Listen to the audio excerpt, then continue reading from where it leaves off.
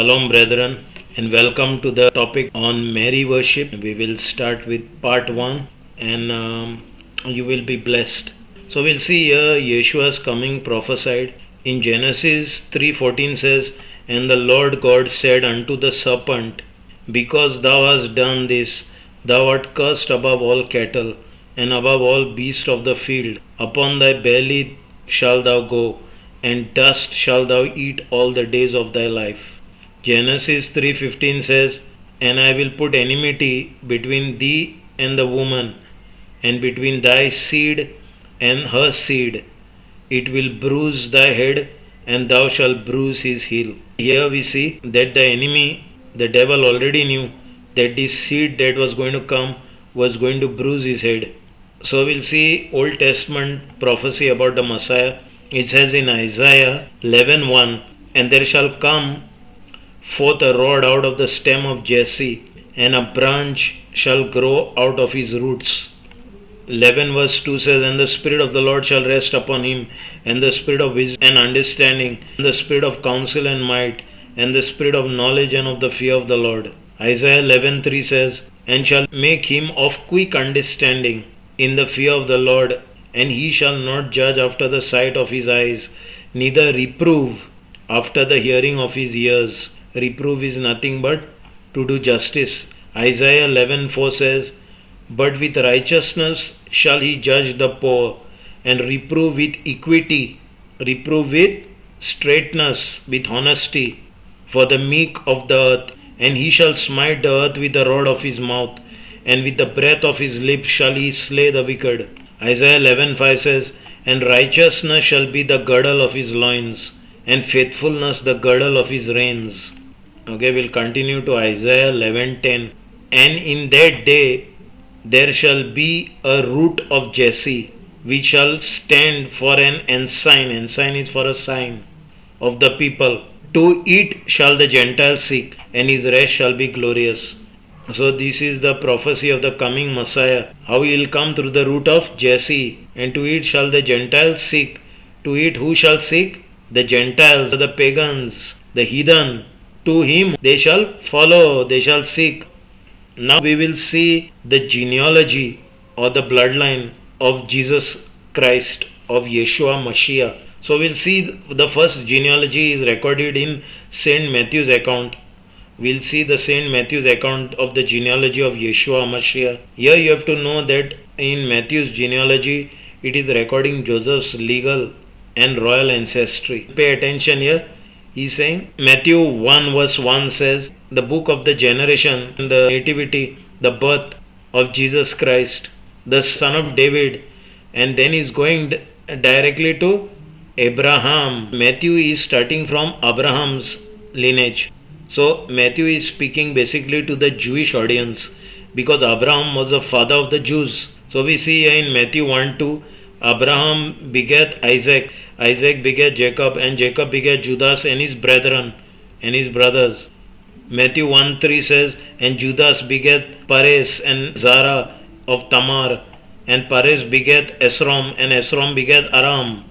Matthew 1:4 says, "And Aram begat Aminadab, and Aminadab begat Nason, and Nason begat Salmon." Pay attention to Matthew 1 verse 5 says, "And Salmon begat Boaz of Rahab, and Boaz begat Obed of Ruth, and Obed begat Jesse." Now this is an important bloodline.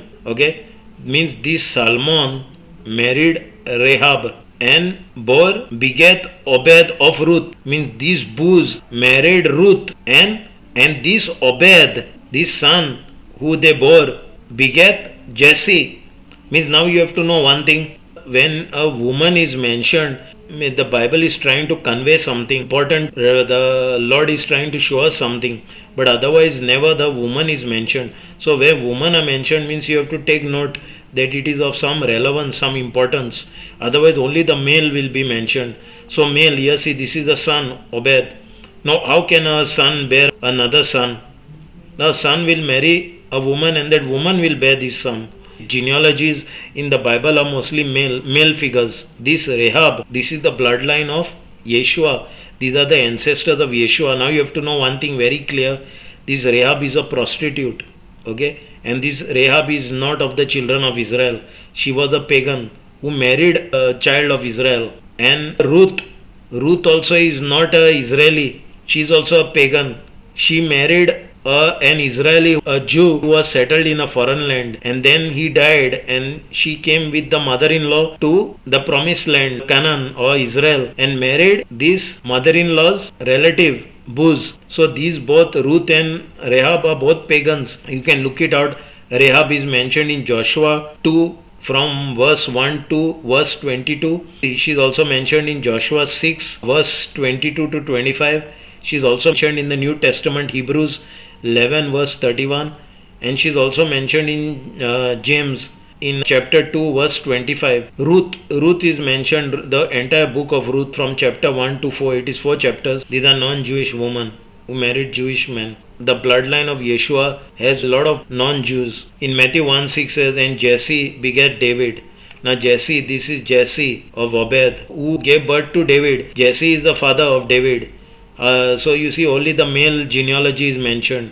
David the king. And David the king begat Solomon of her that had been wife of Urias. David saw a naked woman, Bathsheba, was having bath from his terrace and committed adultery with her. And this Urias, David murdered. Urias was the soldier of David, known as David's mighty man of the 30, the inner circle of 30. Mighty men are not sent in the battle's front row.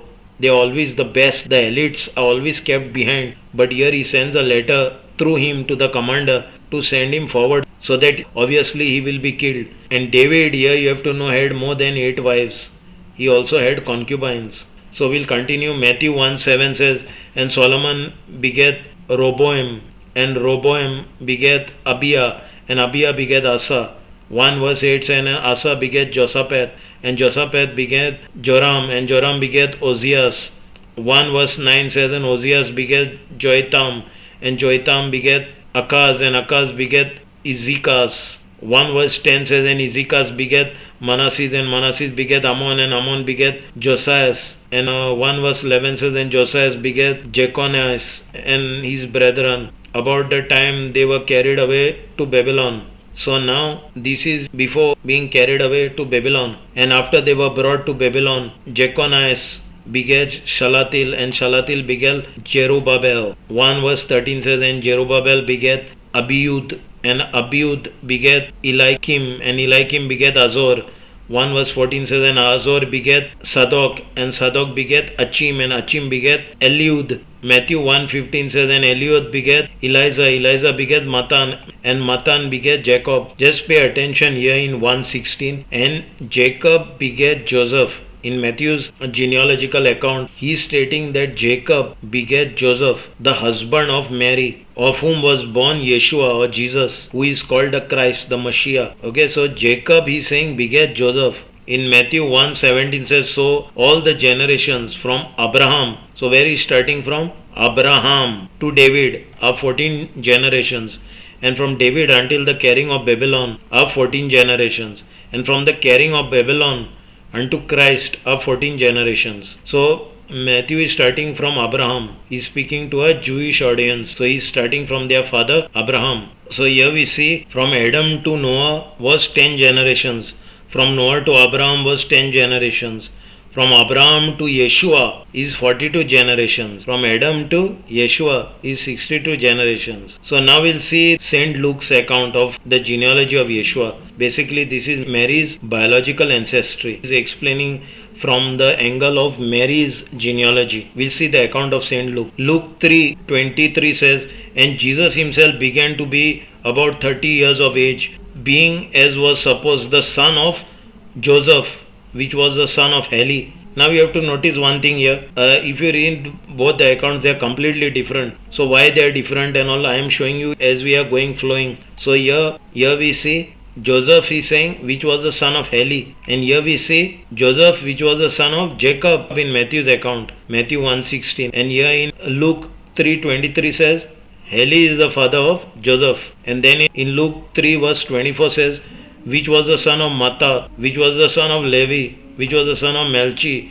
which was the son of Jana, which was the son of Joseph. 3:25 says which was the son of Matthias, which was the son of Amos, which was the son of Nahum, which was the son of Esli, which was the son of Nagi. 3 verse 26 says, which was the son of Math, which was the son of Matthias, which was the son of Simei, which was the son of Joseph, which was the son of Judah. 3 verse 27 says, which was the son of Jonah, which was the son of Risha, which was the son of Jerubbaal, which was the son of Salatil, which was the son of Neri. Luke 3:28 says, which was the son of Melchi, which was the son of Adi, which was the son of Kosam, which was the son of Elmodam, which was the son of Er. Matthew 3 verse 29 says, which was the son of Josh, which was the son of Eliezer, which was the son of Jorim, which was the son of Matat, which was the son of Levi. Matthew 3:30 says, which was the son of Simeon, which was the son of Judah, which was the son of Joseph, which was the son of Jonah, which was the son of Eliakim. Now pay attention here.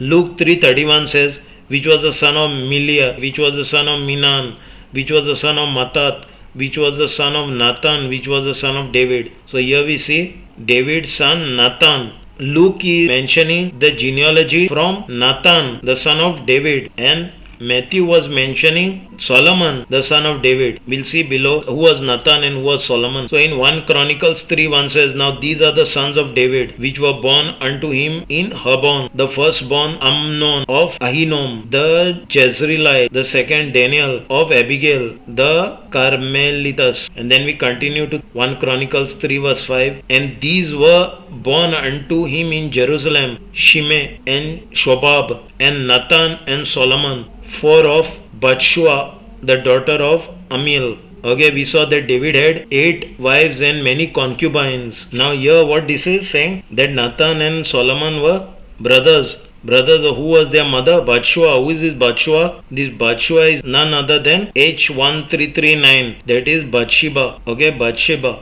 So this Bathsheba who David slept with, one of the sons was Solomon and the other was Nathan. So Matthew's genealogy is tracing from Solomon, David's son, and Mary's genealogy is tracing from Nathan, David's other son. And then we'll see in Luke 3:32 says, which was the son of Jesse, which was the son of Obed, which was the son of Boaz, which was the son of Solomon, which was the son of Nashon.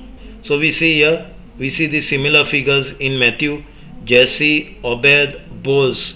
Luke 3 verse 33 says, which was the son of Aminadab, which was the son of Aram, which was the son of Esrom, which was the son of Perez, which was the son of Judah. And Luke 3 verse 34 says, which was the son of Jacob, which was the son of Isaac, which was the son of Abraham, which was the son of Tara, which was the son of Nashor. Luke 3:35 says, which was the son of Sharuch, which was the son of Rago, which was the son of Palek, which was the son of Heber, which was the son of Salah. 3 verse 36 says, which was the son of Kenyan, which was the son of Arpashad, which was the son of Shem, which was the son of Noe, which was the son of Lamech. 3 verse 37 says, which was the son of Matusala, which was the son of Enoch, which was the son of Jared, which was the son of Malilil, which was the son of Kenyan. Luke 3:38 says, which was the son of Enos, which was the son of Seth, which was the son of Adam, which was the son of God. So Luke is tracing the genealogy right to Adam. Means Luke, in other words, is speaking to a Gentile audience, or speaking to a general audience, or to the whole world, or to the entire humanity, not the Jewish audience. Whereas Matthew is showing the Jewish audience from the start of Abraham, who was their father in the faith. We'll see the different explanation of the genealogies. So here we see the genealogies of Yeshua in Matthew 1 and Luke 3 differ because they each have distinct purposes and focus on different aspects of Yeshua's lineage. The first difference is Matthew's genealogy. Matthew emphasizes Yeshua's royal lineage through King David to show that Yeshua is the promised Messiah and the rightful heir of the throne of David. So how he becomes the royal lineage, we'll see. Matthew traces the genealogy through King Solomon, David's son, establishing Yeshua's legal claim to the throne of Israel through Joseph, Yeshua's legal father. Once a person is your stepfather in the Jewish system, he becomes your legal father. The son has every legal right of that father. Joseph, being not a biological father, means he didn't have an intercourse with Mary to have this son Yeshua, but he is stepfather, he is a legal father. Matthew writes to the Jewish audience. He starts from Abraham, the father of the Jewish nation, traces Yeshua's lineage through David and Solomon to Joseph. Matthew arranges the genealogy in three sets of 14 generations. So we'll see Luke's genealogy. Luke focuses Yeshua's biological lineage, which traces biological lineage means Mary was conceived by the power of the Holy Spirit. So this is a biological lineage that traces his ancestry all the way back to Adam to emphasize Yeshua's connection to all humanity, not just the Jewish people. So Luke is emphasizing in general to the entire humanity. So he is tracing her lineage right to Adam. Luke traces the genealogy through Nathan, another son of David, not Solomon, giving a different line of descent. Many scholars believe they represent Mary's lineage. Okay, then I also believe that they are representing Mary's lineage, showing Yeshua's biological descent through his mother. Though this is not explicitly stated in the text, yes, this is not actually stated in the text, but as we see the two differences, there are a lot of differences in genealogy. Coming to this conclusion best understands the two different genealogies. Luke's account is aimed at a broader audience, so he traces the genealogy back to Adam, the father of all humankind, emphasizing that Yeshua is the savior of all people, both Jews and Gentiles. Whether you believe in Yeshua or not, we are all connected to Adam. We'll see three of the below theories. One is legal versus biological lineage that we saw above. And then second we see levirate marriage, where a man marries his brother's widow to raise offsprings in his brother's name. These could explain the difference in names, with one genealogy reflecting a biological father and the other reflecting to legal father. If two people are married, husband and wife, and the husband dies leaving the wife with no children, then the brother of that dead husband has to marry this brother's wife and sleep with her and give her an offspring, give her a child. There is another theory here saying that yes, these two genealogies are referring one to the biological father and other to the legal father in this aspect. And the third is focus on different sons of David. The conclusion we come to is Mary's genealogy establishes Yeshua's royal and messianic credentials through Joseph's legal line. And Luke's genealogy is a universal connection to all humanity and potentially reflects his biological ancestry through Mary. And basically this Mary's genealogy is what? Priestly genealogy. She comes from a priestly genealogy. She's a Levite. So one is representing his kingly genealogy, the other representing his priestly dynasty. Two aspects of Yeshua, priestly as well as kingly. So brethren, here we'll finish off with part 1. Until then, Shalom.